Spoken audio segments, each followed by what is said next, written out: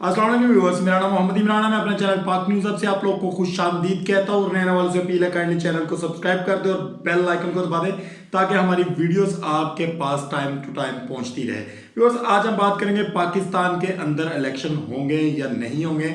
आज सेनेट में क्या हुआ है, गुजरांवाला में क्या हुआ है और आज इस्लामाबाद के अंदर कौन सी अहम शख्सियत है जिनको शहीद कर दिया गया। जनाब, बात स्टार्ट करते हैं इस्लामाबाद से अंदर होने वाले वाक़या के ऊपर। आज मौलाना मसूदुर रहमान उस्मानी साहब को इस्लामाबाद गौरी टाउन के करीब जो है वो नामालूम अफराद ने फायरिंग करके शहीद कर दिया। उन्होंने आज योम वफात हज़रत अबू बकर सद्दीक रज़ी अल्लाह तआला अन्हु के जुलूस पर जो आज उन्होंने खताब किया था इस्लामाबाद के अंदर, उस खताब से वापसी के ऊपर उनके ऊपर कातलाना हमला हुआ जिसमें वो जान की बाजी हार गए और जो है वो दुनिया से चले गए, शहीद हो गए। वो इस्लाम के लिए उन्होंने आज बड़ी पुरतपाक किस्म की जो तकरीर की थी, उस तकरीर के बाद उनको शहीद कर दिया गया।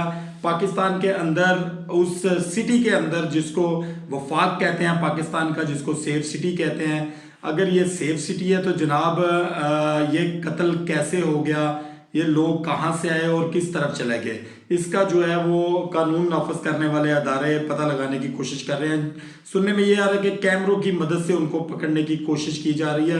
होपफुली कि हमें यकीन है अपने कानून नाफज करने वाले अदारों के ऊपर कि वो कातलों को जल्द अज जल्द गिरफ्तार कर लेंगे। दूसरी जगह गुजरांवाला के अंदर जनाब उम्मीदवार थे सूबाई असम्बली के राना इफ्तिखार साहब, उनको 5 गनमैनों के समेत जो है वो आज कत्ल कर दिया गया। ये पीटीआई के उम्मीदवार थे।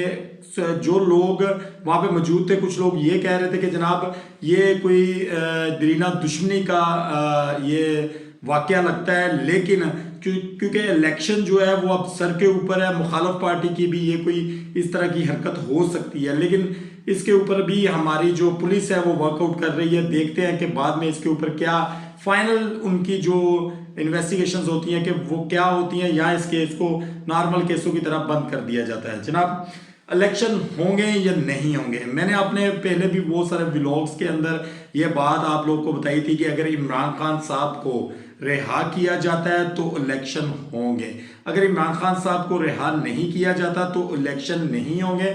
मेरा ख्याल है कि ये लोग इमरान खान साहब को रिहा नहीं करना चाहते, इसलिए आपको ये मैं एडवांस में खबर दे रहा हूँ कि जनाब इलेक्शन नहीं होंगे, क्योंकि उसकी एक झलक आज सेनेट में दिखाई गई है। आज सेनेट का जनाब अजलास हो रहा था जिस वक्त, तो अचानक अजलास खत्म होने से कोई 5-7 मिनट पहले ही जो है कुछ 5 बाप पार्टी के लोग जो है वो वहां पर आए और उनकी एंट्री हुई 5 से 6 लोगों की। ठीक है, चूंकि उस वक्त अजलास का एंड चल रहा था तो लोग अपने अपने घरों को जा चुके थे अपनी अपनी तकारीर करके, और सारी जो बातें वगैरह थी आज की इजलास के अंदर जो होनी थी वो सब तकरीबन ऑलमोस्ट कंप्लीट होने के बाद लोग वहां से जा चुके थे।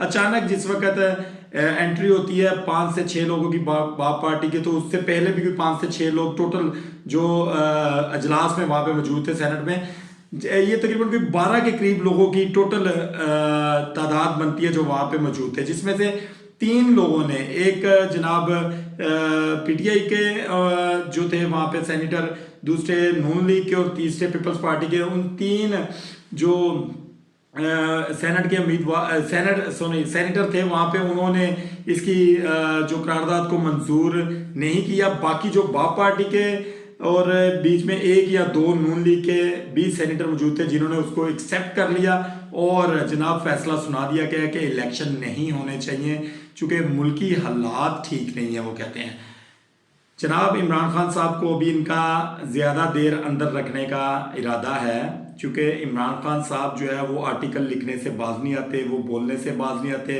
वो सच कहने से बाज नहीं आते, क्योंकि हमारे लोगों को ये बात मीडिया में बताई गई थी कि जिस वक्त इमरान खान साहब गिरफ्तार होंगे तो ये भी एनआरओ मांगेंगे, ये भी पाकिस्तान से भागने की बातें करेंगे, ये भी सुलह सफाई करना चाहेंगे और पाकिस्तान को छोड़कर चले जाएंगे। लेकिन ऐसा नहीं हुआ जनाब। चूँकि इमरान खान साहब डट के और उन्होंने अपने आर्टिकल के अंदर भी जो है वो तमाम तर वो वजूहात लिख दी जो उनकी हुकूमत को गिराने में जिनको इस्तेमाल किया गया, और आगे जो आने वाले इलेक्शन है उनके बारे में उन्होंने उसके अंदर लिखा कि जनाब ये साफ और शफाफ इलेक्शन नहीं होंगे, चूँकि पूरी दुनिया इमरान खान साहब को देखती है, सुनती है और मानती भी है, इसलिए जो है इलेक्शंस को जो है वो पोस्टपोन करने की कोशिश की जा रही है।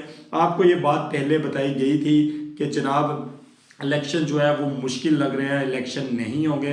सो मेरा ख्याल है कि ये इलेक्शन ना करवाने की पहली कड़ी है, लेकिन हमारी सुप्रीम कोर्ट के सुप्रीम जो जस्टिस साहब है काजी फायज ईसा साहब, उन्होंने कहा था जी 8 जनवरी को इलेक्शन हर सूरत होंगे। अब देखते हैं कि हमारी जो जजेस हैं, हमारे जो जस्टिस हैं, वो इसके ऊपर क्या फैसला देंगे, क्या कि वो जो इस वक्त सेनेट की करारदाद को मंजूर किया गया है उसको एक्सेप्ट कर लेंगे या फिर वो इसको फेक करार देकर इलेक्शन की तरफ जाएंगे। ये आने वाले दिनों में जनाब आपको पता चल जाएगा। और एक और बड़ी खबर ये है कि पेशावर के अंदर इज्तिमा के ऊपर, जुलूसों के ऊपर, बल्कि ये कहना गलत नहीं है कि गैर कानूनी इज्तिमा के ऊपर, गैर कानूनी जलसों के ऊपर जो है वो पाबंदी आयद कर दी गई है और 5 साल की जो है वो सज़ा सुनाई जाएगी। मिनिमम 3 साल की सज़ा है और मैक्सिमम 5 साल की सज़ा है, और 5 लाख रुपया जो है वो उसके ऊपर जुर्माना भी देना पड़ेगा उस बंदे को जिसने कानून की खिलाफ वर्जी की, जिसने कानून को अपने हाथ में लिया, उसको जुर्माना भी पे करना पड़ेगा।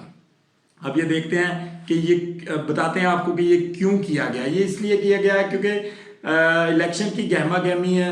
जब पीटीआई अपने जलसे और जुलूसों के लिए, रैलियों के लिए इजाज़त मांगेगी कानून नाफिज करने वाले अदारों से, तो वो उसकी इजाज़त नहीं देंगे सिर्फ पीटीआई वालों को, तो उनके ऊपर ये तमाम तर कवानीन जो है वो लागू किए जाएंगे और उनको गिरफ्तार किया जाएगा।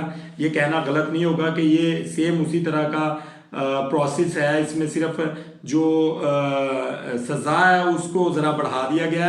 3 MPO के तहत एक DC जो है वो आप लोगों को 90 दिन के तक की जो है वो मैक्सिमम सज़ा सुना सकता है, आपको नज़रबंद कर सकता है। यानी कि ये सज़ा स्टार्ट होगी 30 दिनों से, फिर वो 60 पे भी जा सकती है, वो 90 पे भी जा सकती है। ये DC को इख्तियारात दे दिए गए थे और उसके बाद अब ये नई जो है ये कवानीन पेशावर में उन्होंने लागू कर दिए हैं। अब आने वाले दिनों में पता चलेगा कि इसके ऊपर इम्प्लीमेंट कितना होता भी है कि नहीं होता, ये बाद में पता चलेगा।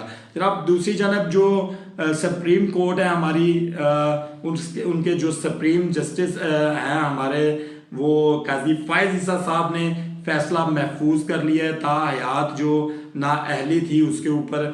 अब ये देखते हैं कि इमरान खान साहब भी ताहयात नाअहल होते हैं और नवाज शरीफ साहब भी ताहयात नाअहल होते हैं या दोनों अहल होते हैं। अब ये पता चलेगा क्योंकि फैसला महफूज कर लिया गया है। होपफुली कि कल फैसला सुना दिया जाए या मंडे को सुना दिया जाए, लेकिन इसके ऊपर फैसला आना अभी बाकी है। पता चलेगा कि नाअहली कितनी देर तक की होगी और कब तक की होगी, और ये इसके ऊपर कौन कौन सी शराइत होंगी और ये किस लेवल के लोगों के ऊपर लागू होंगी, ये बाद में पता चलेगा। पाकिस्तान इस वक्त जो है वो एक साफ और शफाफ इलेक्शन चाहता है, होने चाहिए। ये पाकिस्तान की इस टाइम की ज़रूरत है क्योंकि निगरान गवर्नमेंट्स जो हैं इनके साथ आपकी जो खारजा पॉलिसी है वो भी मुतासर होती है, आपका जो है वफाक वो भी मुतासर होता है, आपकी पाकिस्तान के अंदर जो कलेक्शन की बनती है, सारा सिनेरियो बनता है वो भी डिस्टर्ब होता है। क्योंकि जिस वक्त तक एक मुस्तहकम गवर्नमेंट पाकिस्तान के अंदर नहीं आएगी, पाकिस्तान की माशियत स्ट्रॉन्ग नहीं हो सकती। हमें इस वक्त अपने पाकिस्तान में एक मुस्तहकम गवर्नमेंट चाहिए, चाहे वो जिस मर्जी जमात की हो, ताकि पाकिस्तान की जो माशियत है वो कंट्रोल हो सके और उसको मुस्तहकम किया जा सके। जनाब हमारे अदारों को, हमारे कानून नाफिज करने वाले अदारों को, हमारी अदालतों को, हमारी पुलिस को ज़रा ये बात सोचनी चाहिए कि पाकिस्तान के अंदर जो इस वक्त जुल्म बर्बरियत हो रही है लोगों के साथ, उसको कैसे रोका जाए, उसको कैसे ख़त्म किया जाए। क्योंकि पाकिस्तान इन चीज़ों को बर्दाश्त करने के काबिल नहीं है अभी। इसलिए मेरी दुआ है कि अल्लाह ताला हमारे मुल्क के ऊपर किसी ऐसे हुक्मरान को मुसल्लत करे जो हमारे मुल्क को कानून, शरीयत और इस्लाम के मुताबिक चलाए। और मेरी ये भी दुआ है कि अल्लाह ताला हमें और हमारे मुल्क को मुनाफिकीन से बचाए। आमीन सुम आमीन। अपना और अपनी फैमिली का ख्याल रखें, जहाँ भी रहे खुश रहे। पाकिस्तान जिंदाबाद।